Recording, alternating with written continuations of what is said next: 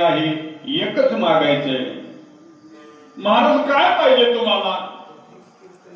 महाराज म्हणाले मला एक मागायचंय, पण द्यायचं का नाही ते तुमच्या मनावर. देशी तरी पाहे पांडुरंगा, म्हणजे द्यायचं का नाही द्यायचं हे कुणी ठरवायचंय? देवानं ठरवायचंय. देवाला स्वातंत्र्य दिलं त्याचं. नाहीतर एखादा आग्रही मागता असतो तो पाहिजे म्हणून बसतो. नाथ महाराजांनी भागवतामध्ये दारात मागायला आलेले जे मागते असतात की नाही, त्याचे काही प्रकार केले नाथ महाराजांनी. ते म्हणाले अशी काही मागते असतात,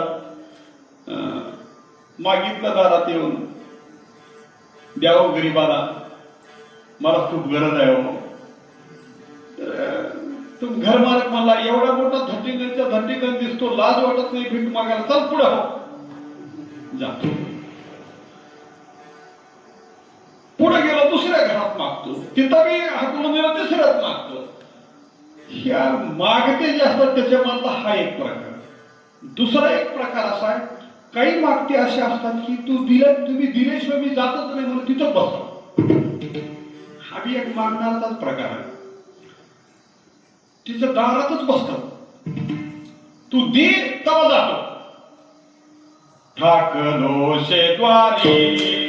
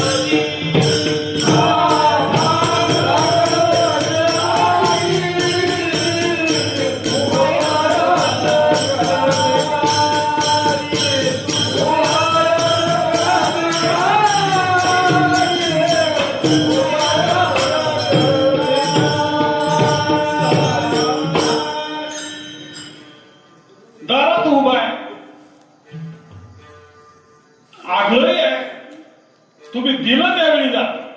ठाकलो शेद्वारी उभा याचक भिकारी. तुझ्या दारात आहे याचक आहे, भिकारी आहे, तू दे.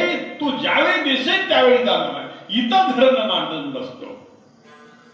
हे जसे मागण्याचे प्रकार आहेत तसे देणाऱ्याचे पण काही प्रकार नाथ महाराजांनी सांगितले. काही माणसं ही दारातून बसलेलं जाईना म्हणून कंटाळून देतात दान. एक देती उपगोन, उपगोन म्हणजे कंटाळून. नाथ महाराजांनी भागवतामध्ये लिहिलं. एक देती उपगोन, एक देती निर्वसोन, निर्वसना करून देतात. आणि तिसरा एक प्रकार आहे, एका हातात दान दुसऱ्या हातात सटक. एक देण्याचाच प्रकार आहे. एक वसवसून घाली ती नाथ महाराज देतात. असं काही देणारे दाते आहेत की एका हातात जळक लाकूड आणि दुसऱ्या हातात दान. पण तुकाराम महाराजांची मागणी याच्यापैकी आहे का? याच्यापैकी मागणी नाही. ते म्हणतात देवा मी मागायला आलोय, मला एकच पाहिजे. एकदाच मागायला आलोय, पण द्यायचं का नाही ते तुम्ही ठरवा. देशी तरी पाहे पांडुरंगा, देशी तरी पाहे पांडुरंगा म्हणजे द्यायचं किंवा नाही द्यायचं हे देवाकडे स्वातंत्र्य ठेवलंय. तुकाराम महाराजांना काय मागायचे, देव तरी प्रसन्न झालाय, देव काय मागत ते द्यायला तयार आहे. तर तुकाराम महाराज म्हणतात बघा, आपल्याला द्यायला देव तयार होत नाही. खरंच बघा, आपल्याला द्यायला देव तयार होत नाही, तर आमची यादी लांबलचक असते. तुकाराम महाराजांची यादी काहीच नाही, एकच मागणी आहे, देव प्रसन्न आहे. आम्हाला देव प्रसन्न नसतो, यादी मोठी असते. तुकाराम महाराजाला देव प्रसन्न आहे, त्यांची यादी लहान आहे, एकच मागणं आहे. फरक बघा. म्हणून जो निरपेक्ष असतो त्याच्यावर देव प्रसन्न होत असतो. तुकाराम महाराज निरपेक्ष आहे. ज्याच्या मनात अपेक्षा नाही अशाला देव लवकर प्रसन्न होतो. तुकाराम महाराज देवाच्या पुढे उभा आहेत आणि देव त्यांच्याशी बोलतोय, महाराज काहीतरी घ्या. तुकाराम महाराज म्हणाले, देवा काय देता तुम्ही, देऊन काय देता, तुम्ही प्रसन्न झाला तर मला दुसरं काय मागायचे. काय मागावे कवनाशी, ज्याशी मागो तो मदपाशी, जरी मागो पद इंद्राचे, तरी शाश्वत नाही त्याचे. काय मागावं देवा, इंद्र पदाधिक ब्रह्म पदाधिक पद मागितली तर ती पद ह्रास होतात आणि पुण्य संपलं की पुन्हा त्यांचं पतन होतंय. मग आता या पुण्याची पावटी सरे, सवेची इंद्रपणाची ओटी उसरे, येऊ लागती माघारे प्रतिवलोका. विठाला विठाला विठाला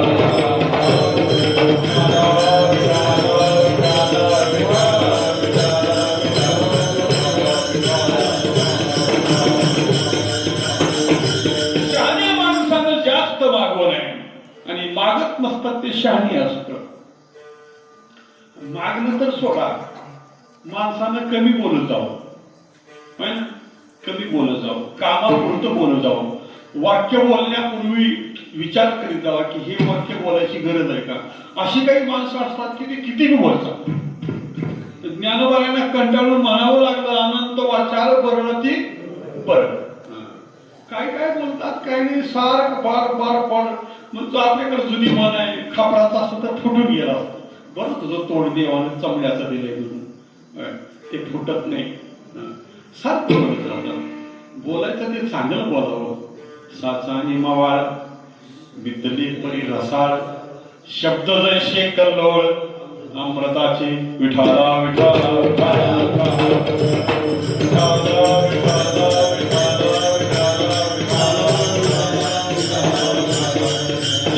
तुकाराम महाराजांच्या पुढे देव उभा आहे आणि तुकाराम महाराज देवाशी बोलतात. तुकाराम महाराज म्हणतात, देवा एक मागणी आहे माझी, एक मागणी द्यायची का नाही तुम्ही ठरवा. महाराज मी तुम्हाला प्रसन्न झालोय, काय मागायचे ते मागा. असं म्हटलं तर तुम्ही मला एकच पाहिजे, द्यायचं का नाही तुमच्या मनाला असं म्हणता. असं तुम्हाला एवढं काय मागणी, तुमच्या मनात अपेक्षा तरी काय आहे. तर तुकाराम महाराज त्याचं उत्तर अभंगाच्या दुसऱ्या कडव्यात, संतासी निरवी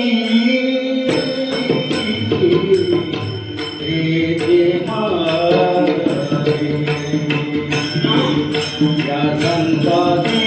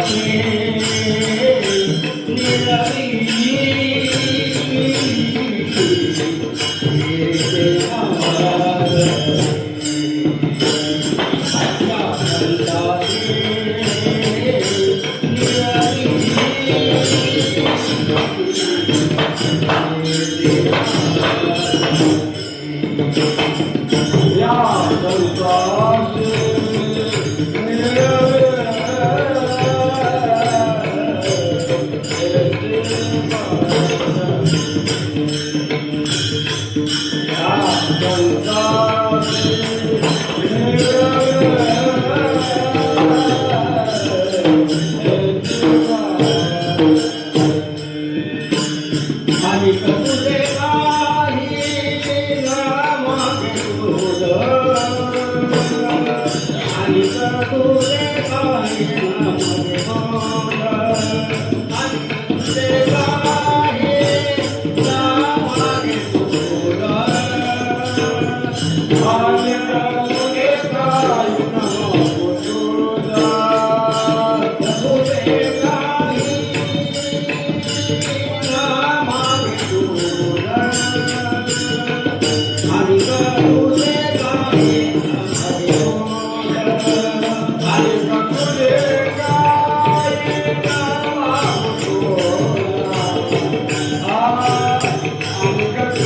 काही नाम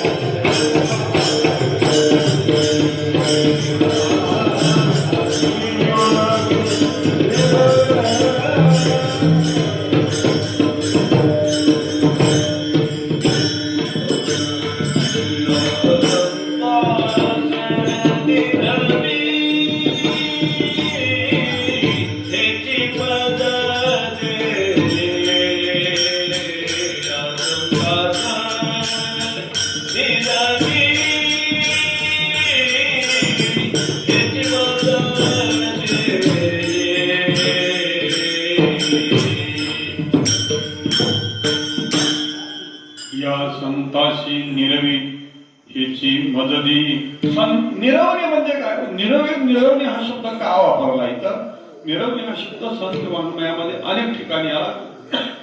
निरवणे म्हणजे स्वाधीन करणे. एखाद्या महत्वाच्या प्रसंगी दुर्बल माणसाला सबळ माणसाच्या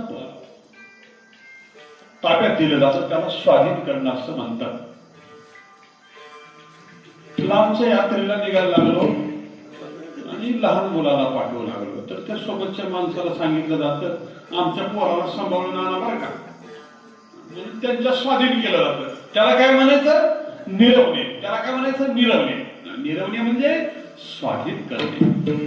पहिल्याच्या काळात पंढरपूरला निघाले म्हणजे नवीन चाललेल्या माणसाला तर हमेशा पंढरपूरला जाणाऱ्या माणसांना म्हणायचे आमच्या माणसाला सांभाळून आणा बरं.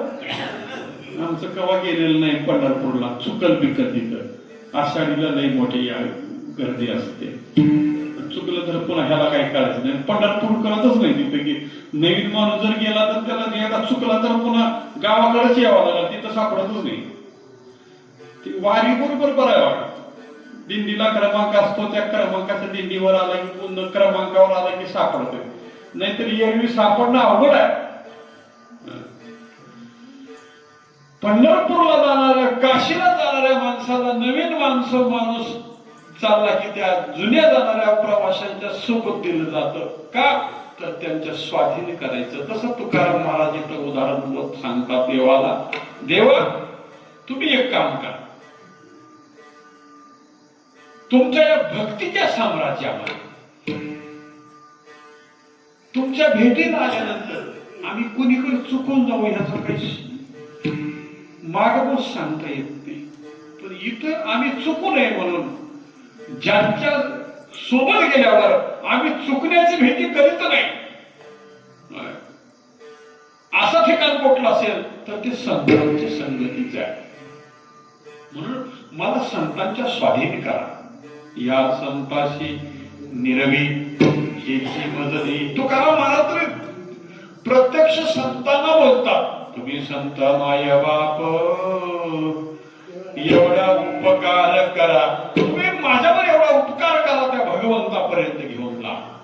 कारण तुमच्या संगतीमध्ये असलो की पुन्हा मला देवापासून लांब जायची कुठल्याही प्रकारचा आमिष माझ्या समोर आलं तर मी देवापासून लांब जाणार नाही. म्हणून संतांच्या स्वाधीन करावं. आणि संतांच्या भेटीमध्ये तेवढी एक मोठी किमया आहे बघा.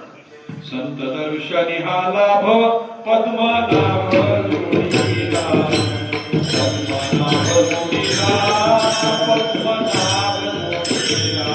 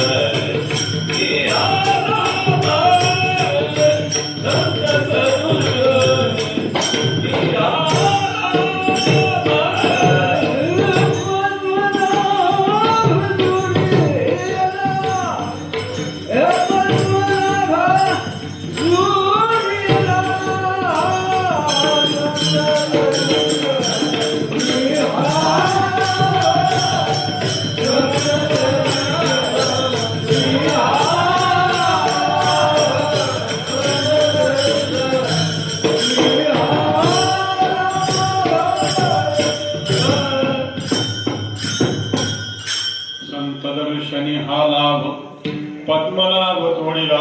संतांच्या संगतीमध्ये मला ठेवा. मग त्या संतांच्या स्वाधीन केलं मग तुम्हाला काही दुसरं लागणार नाही का महाराज? देवाने विचारलं असावं. तुकाराम महाराज म्हणतात दुसरं काही लागत नाही. अनेक तुझे काही न मागे तुझ, या संताशी निर्वी हेची मज देई.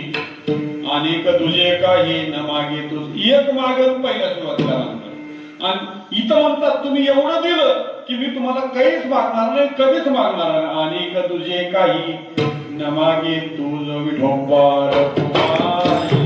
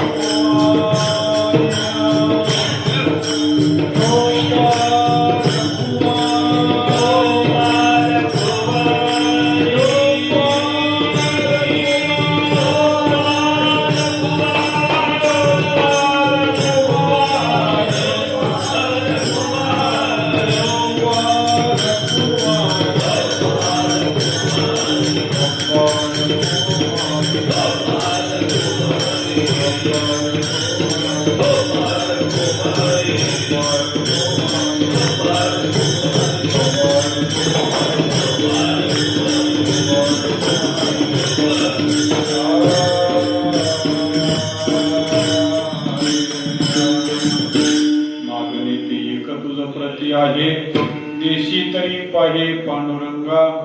या संताशी निर्वी हेची मज देई. अनेक तुझे काही न मागे तुझ.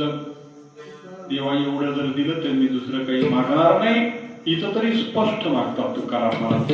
संतांच्या स्वाधीन करा, संतांना निर्वा अशी मागणी करतात. देवाला स्पष्ट नाही मागितलं तर देवाला